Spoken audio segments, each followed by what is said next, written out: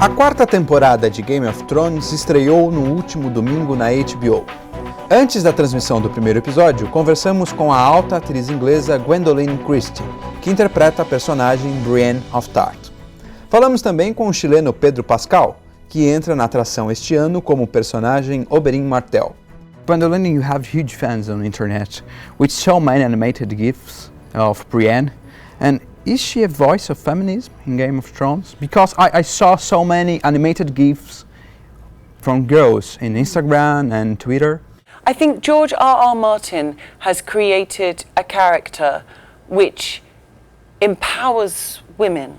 It empowers women because we haven't seen a character like that on mainstream television before. And why I love her is that it seems her attractiveness is not about how she looks due to how she was born, it's not due to those chaotic factors that come out of nowhere.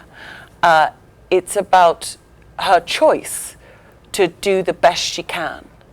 And it's so exciting to me to see a woman represented in that way, with such great writing. I hope that it does inspire women. It's inspired me.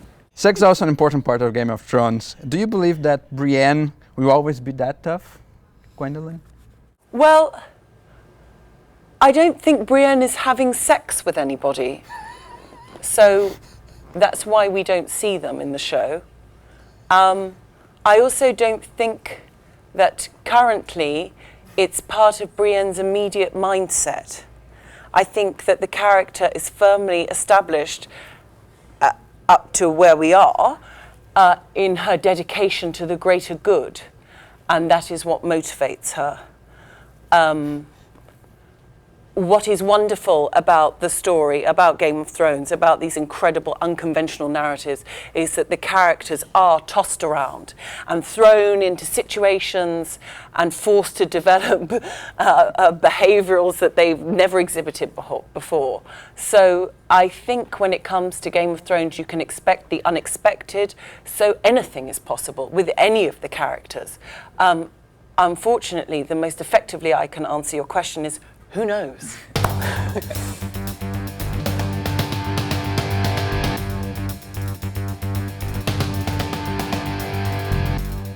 Pedro, Prince Oberyn seeks for revenge, a political revenge. And in your personal life, your family became political refugee because of Pinochet. Yeah. Did your personal history help in the creating Prince Oberyn?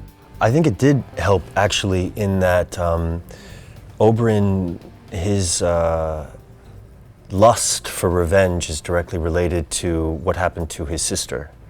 And he holds very specific people responsible for that. And in my upbringing and the transience of which I was raised, you know, born in Chile, we were in Europe, we were in the States, I have a sister. And she's really the only person I can say that has been everywhere that I have been. She's the only one that can understand, you know, that, you know, my experience has been sort of like moving from place to place. And so that was a really connecting fabric for me, a really perfect way to kind of like personalize the character for me.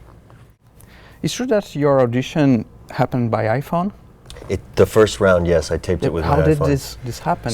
Well, I got the audition and they sent scenes from the 4th season, and a friend came over and he held the phone with his left hand and he turned the pages with his right and he read with me. And then we sent it in, and after that, the creators of the show, David Benioff and Dan Weiss, got in touch with me by email and started talking to me about the character, and they asked me to do it again. This time I didn't do it with my iPhone. I can only do it with the iPhone. I'm sorry. Exactly. Well, the funny thing is that they didn't even ask me not to. They didn't say anything. They didn't mention the fact that it was terribly done quality-wise. It's so exciting though, isn't it? I think it greater empowers actors because now it's a global community acting, and it gives us power of actors. It's no longer about where we are.